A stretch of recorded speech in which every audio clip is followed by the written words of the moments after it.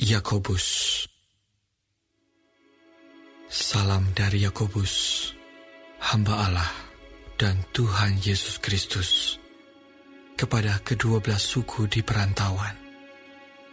Saudara-saudaraku, anggaplah sebagai suatu kebahagiaan apabila kamu jatuh ke dalam berbagai-bagai pencobaan. Sebab kamu tahu bahwa ujian terhadap imanmu itu menghasilkan ketekunan. Dan biarkanlah ketekunan itu memperoleh buah yang matang, supaya kamu menjadi sempurna dan utuh dan tak kekurangan suatu apapun. Tetapi apabila di antara kamu ada yang kekurangan hikmat, hendaklah ia memintakannya kepada Allah, yang memberikan kepada semua orang dengan murah hati dan dengan tidak membangkit-bangkit, maka hal itu akan diberikan kepadanya. Hendaklah ia memintanya dalam iman, dan sama sekali jangan bimbang, sebab orang yang bimbang sama dengan gelombang laut yang diombang-ambingkan kian kemari oleh angin. Orang yang demikian janganlah mengira bahwa ia akan menerima sesuatu dari Tuhan. Sebab orang yang mendua hati tidak akan tenang dalam hidupnya.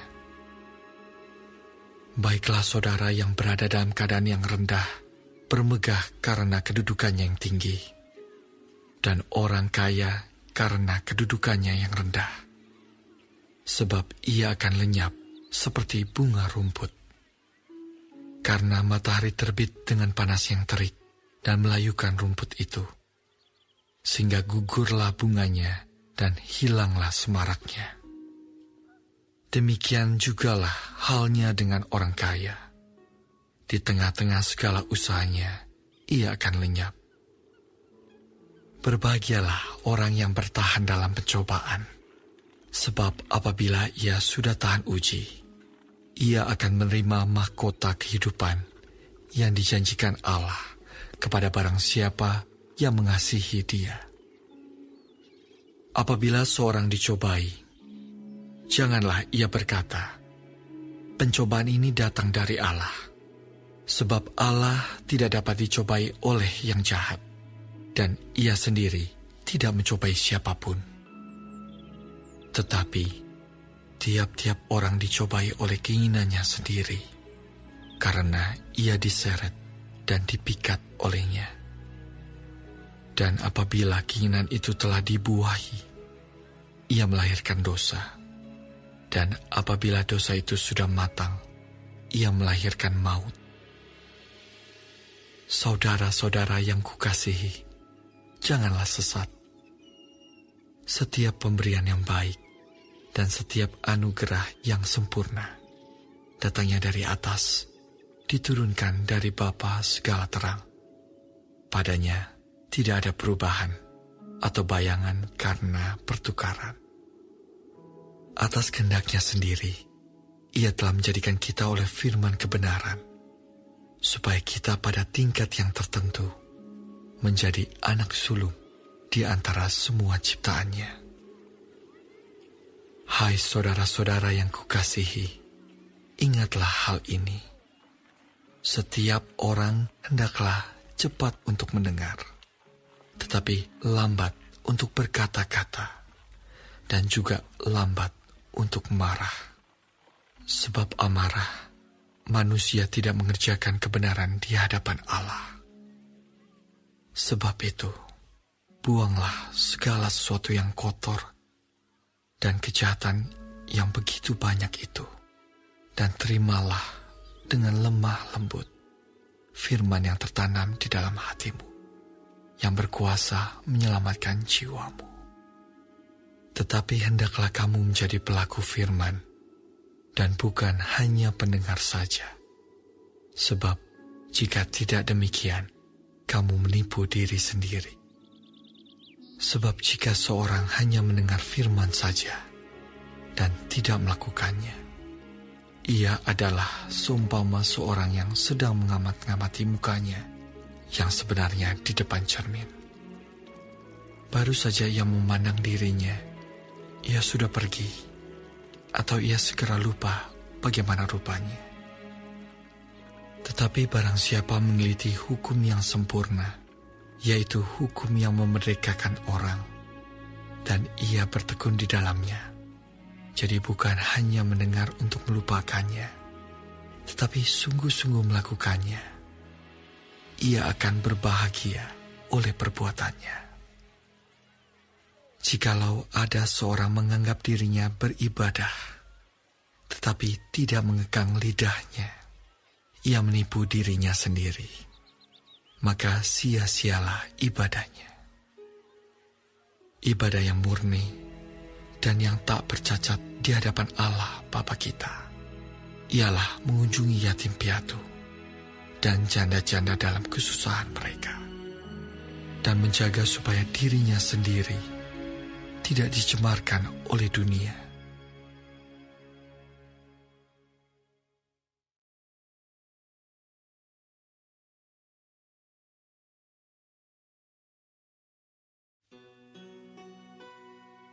Saudara-saudaraku, sebagai orang yang beriman kepada Yesus Kristus, Tuhan kita yang mulia, janganlah iman itu kamu amalkan dengan memandang muka. Sebab, jika ada seorang masuk ke dalam kumpulanmu dengan memakai cincin emas dan pakaian indah, dan datang juga seorang miskin ke situ dengan memakai pakaian buruk, dan kamu menghormati orang yang berpakaian indah itu, dan berkata kepadanya, "Silakan Tuan duduk di tempat yang baik ini." Sedang kepada orang yang miskin itu kamu berkata, "Berdirilah di sana," atau "Duduklah di lantai ini, dekat tumpuan kakiku." Bukankah kamu telah membuat pembedaan di dalam hatimu dan bertindak sebagai hakim dengan pikiran yang jahat? Dengarkanlah, hai saudara-saudara yang kukasihi. Bukankah Allah memilih orang-orang yang dianggap miskin oleh dunia ini untuk menjadi kaya dalam iman dan menjadi ahli waris kerajaan yang telah dijanjikannya kepada barang siapa yang mengasihi Dia? Tetapi kamu telah menghinakan orang-orang miskin. Bukankah justru orang-orang kaya yang menindas kamu dan yang menyeret kamu ke pengadilan? Bukankah mereka yang menghujat nama yang mulia, yang olehnya kamu menjadi milik Allah? Akan tetapi, jikalau kamu menjalankan hukum utama yang tertulis dalam kitab suci, kasihilah sesamamu manusia seperti dirimu sendiri, kamu berbuat baik. Tetapi jikalau kamu memandang muka, kamu berbuat dosa, dan oleh hukum itu menjadi nyata bahwa kamu melakukan pelanggaran. Sebab barang siapa menuruti seluruh hukum itu, tetapi mengabaikan satu bagian daripadanya, ia bersalah terhadap seluruhnya. Sebab ia yang mengatakan jangan berzina, ia mengatakan juga jangan membunuh. Jadi jika kamu tidak berzina, tetapi membunuh, maka kamu menjadi pelanggar hukum juga. Berkatalah dan berlakulah seperti orang-orang yang akan dihakimi oleh hukum yang memerdekakan orang. Sebab penghakiman yang tak berbelas kasihan akan berlaku atas orang yang tidak berbelas kasihan, tetapi belas kasihan akan menang atas penghakiman. Apakah gunanya, saudara-saudaraku, jika seorang mengatakan bahwa ia mempunyai iman, padahal ia tidak mempunyai perbuatan? Dapatkah iman itu menyelamatkan dia? Jika seorang saudara atau saudari tidak mempunyai pakaian dan kekurangan makanan sehari-hari, dan seorang dari antara kamu berkata, "Selamat jalan, kenakanlah kain panas dan makanlah sampai kenyang," tetapi ia tidak memberikan kepadanya apa yang perlu bagi tubuhnya, apakah gunanya itu? Demikian juga halnya dengan iman. Jika iman itu tidak disertai perbuatan, maka iman itu pada hakikatnya adalah mati. Tetapi mungkin ada orang berkata, padamu ada iman dan padaku ada perbuatan.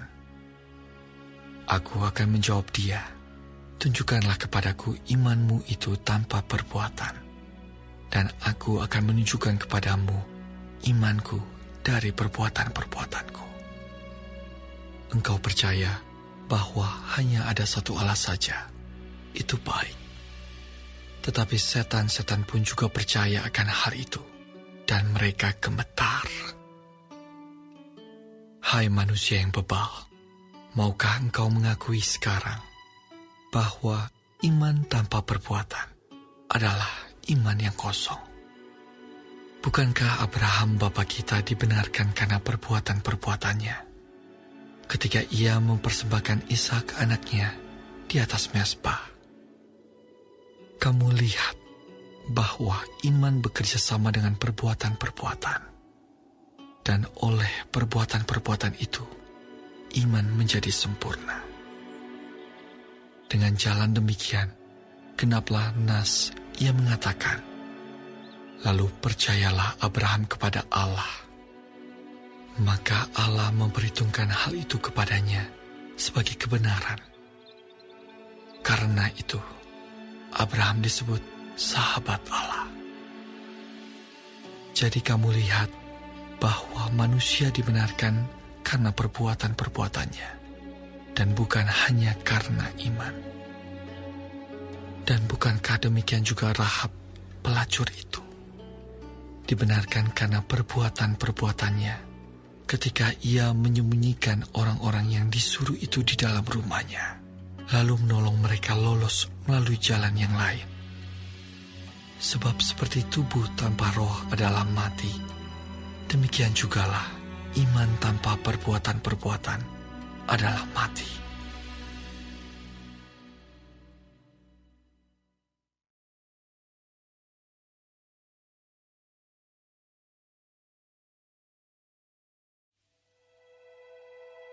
Saudara-saudaraku, janganlah banyak orang di antara kamu mau menjadi guru. Sebab kita tahu bahwa sebagai guru, kita akan dihakimi menurut ukuran yang lebih berat. Sebab kita semua bersalah dalam banyak hal.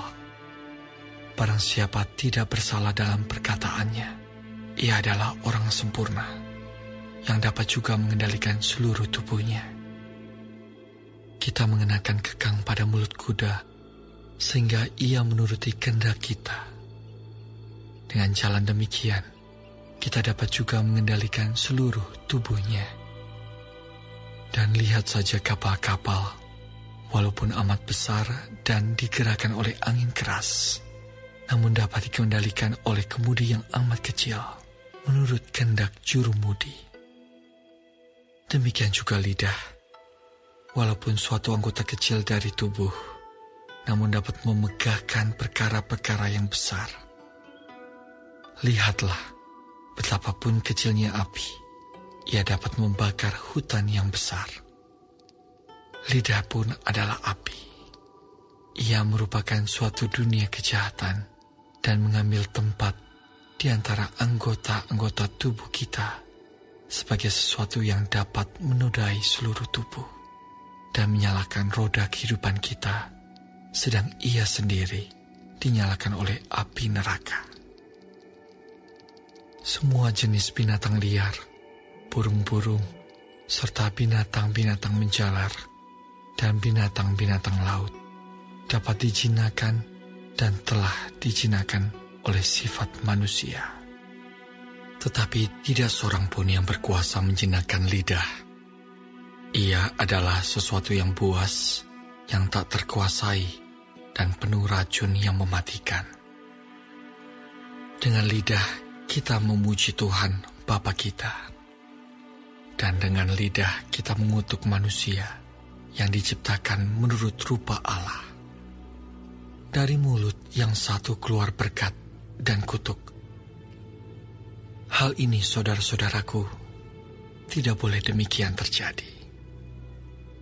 Adakah sumber memancarkan air tawar dan air pahit dari mata air yang sama? Saudara-saudaraku, adakah pohon ara dapat menghasilkan buah zaitun? Dan adakah pokok anggur dapat menghasilkan buah ara? Demikian juga mata air asin tidak dapat mengeluarkan air tawar. Siapakah di antara kamu yang bijak dan berbudi? Baiklah ia dengan cara hidup yang baik, menyatakan perbuatannya oleh hikmat yang lahir dari kelemah lembutan. Jika kamu menaruh perasaan iri hati dan kamu mementingkan diri sendiri, janganlah kamu memegahkan diri dan janganlah berdusta melawan kebenaran. Itu bukanlah hikmat yang datang dari atas, tetapi dari dunia, dari nafsu manusia, dari setan-setan. Sebab di mana ada iri hati dan mementingkan diri sendiri, di situ ada kekacauan dan segala macam perbuatan jahat.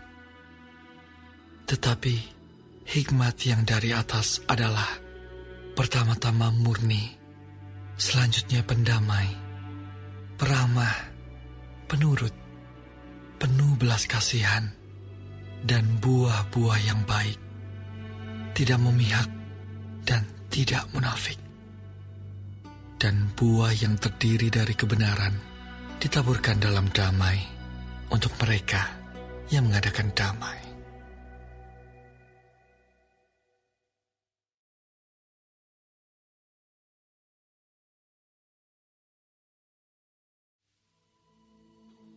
Dari manakah datangnya sengketa dan pertengkaran di antara kamu? Bukankah datangnya dari hawa nafsumu yang saling berjuang di dalam tubuhmu? Kamu mengingini sesuatu, tetapi kamu tidak memperolehnya, lalu kamu membunuh. Kamu iri hati, tetapi kamu tidak mencapai tujuanmu, lalu kamu bertengkar dan kamu berkelahi. Kamu tidak memperoleh apa-apa karena kamu tidak berdoa. Atau kamu berdoa juga, tetapi kamu tidak menerima apa-apa karena kamu salah berdoa. Sebab yang kamu minta itu hendak kamu habiskan untuk memuaskan hawa nafsumu. Hai kamu orang-orang yang tidak setia, tidakkah kamu tahu bahwa persahabatan dengan dunia adalah permusuhan dengan Allah? Jadi barang siapa hendak menjadi sahabat dunia ini, ia menjadikan dirinya musuh Allah. Janganlah kamu menyangka bahwa kitab suci tanpa alasan berkata, roh yang ditempatkan Allah di dalam diri kita, diingininya dengan cemburu. Tetapi kasih karunia yang dianugerahkannya kepada kita lebih besar daripada itu. Karena itu ia katakan, Allah menentang orang yang congkak, tetapi mengasihani orang yang rendah hati. Karena itu, tunduklah kepada Allah dan lawanlah iblis, maka ia akan lari daripadamu. Mendekatlah kepada Allah, dan ia akan mendekat kepadamu. Tahirkanlah tanganmu, hai kamu orang-orang berdosa, dan sucikanlah hatimu, hai kamu yang mendua hati.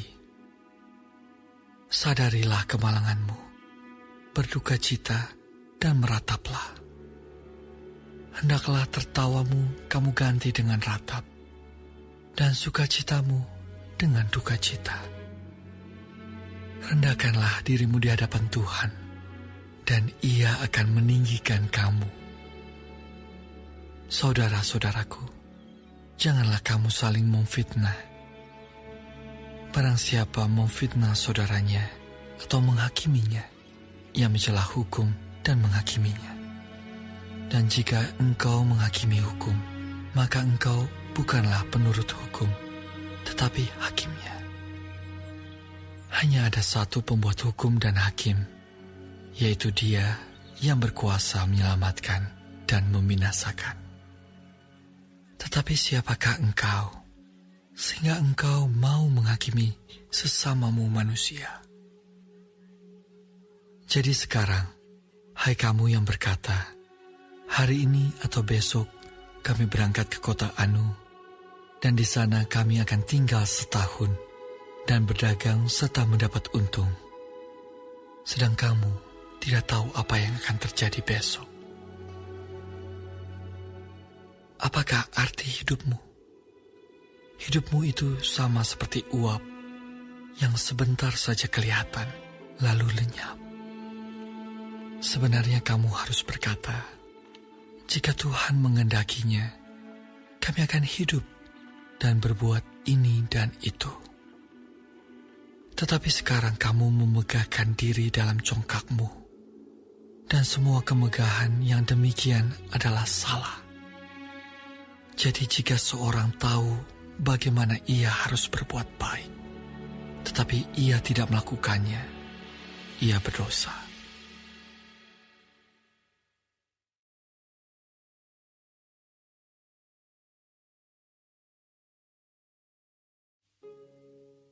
Jadi sekarang, hai kamu orang-orang kaya, menangislah dan merataplah atas sengsara yang akan menimpa kamu. Kekayaanmu sudah busuk, dan pakaianmu telah dimakan ngengat.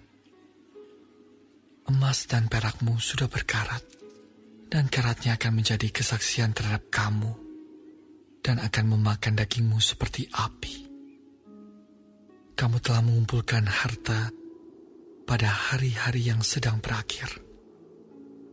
Sesungguhnya telah terdengar teriakan besar karena upah yang kamu tahan dari buruh yang telah menuai hasil ladangmu, dan telah sampai ke telinga Tuhan semesta alam, keluhan mereka yang menyabit panenmu. Dalam kemewahan, kamu telah hidup dan berfoya-foya di bumi. Kamu telah memuaskan hatimu, sama seperti pada hari penyembelihan. Kamu telah menghukum, bahkan membunuh orang yang benar, dan ia tidak dapat melawan kamu. Karena itu saudara-saudara, bersabarlah sampai kepada kedatangan Tuhan.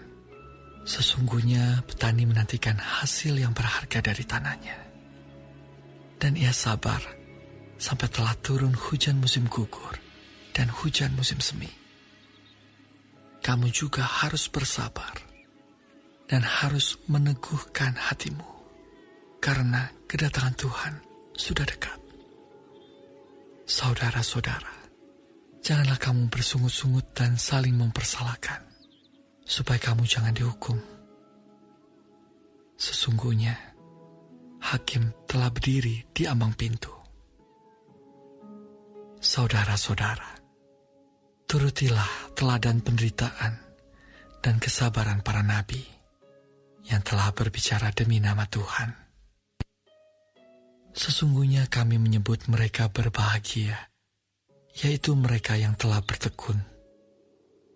Kamu telah mendengar tentang ketekunan Ayub, dan kamu telah tahu apa yang pada akhirnya disediakan Tuhan baginya. Karena Tuhan Maha Penyayang dan penuh belas kasihan.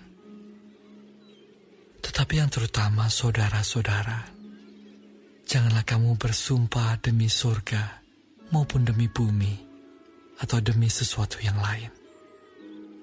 Jika ya, hendaklah kamu katakan ya. Jika tidak, hendaklah kamu katakan tidak, supaya kamu jangan kena hukuman.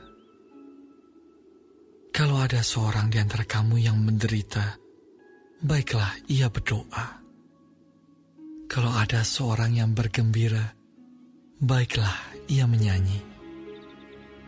Kalau ada seorang di antara kamu yang sakit, baiklah ia memanggil para penatua jemaat, supaya mereka mendoakan dia, serta mengolesnya dengan minyak dalam nama Tuhan. Dan doa yang lahir dari iman akan menyelamatkan orang sakit itu, dan Tuhan akan membangunkan dia. Dan jika ia telah berbuat dosa, maka dosanya itu akan diampuni. Karena itu, hendaklah kamu saling mengaku dosamu dan saling mendoakan, supaya kamu sembuh. Doa orang yang benar, bila dengan yakin didoakan, sangat besar kuasanya. Elia adalah manusia biasa, sama seperti kita. Dan ia telah bersungguh-sungguh berdoa, supaya hujan jangan turun, dan hujan pun tidak turun di bumi selama 3 tahun dan 6 bulan. Lalu ia berdoa pula, dan langit menurunkan hujan, dan bumi pun mengeluarkan buahnya. Saudara-saudaraku, jika ada di antara kamu yang menyimpang dari kebenaran, dan ada seorang yang membuat dia berbalik, ketahuilah bahwa barang siapa membuat orang berdosa berbalik dari jalannya yang sesat, ia akan menyelamatkan jiwa orang itu dari maut dan menutupi banyak dosa.